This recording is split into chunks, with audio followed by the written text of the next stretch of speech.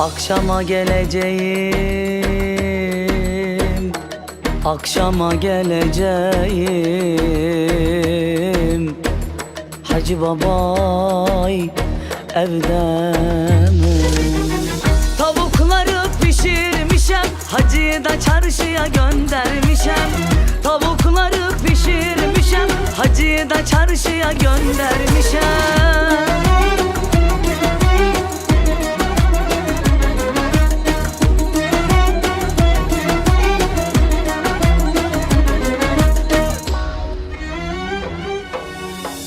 Akşama geleceğim,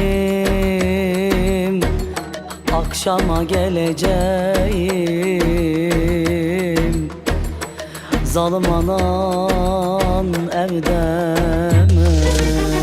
Tavukları pişirmişem, hacıyı da çarşıya göndermişem. Tavukları pişirmişem, anamı da çarşıya göndermişem.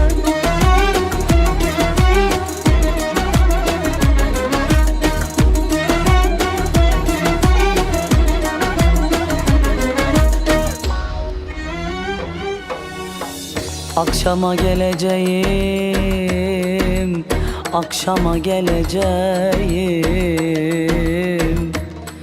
Anahtarlar nerede?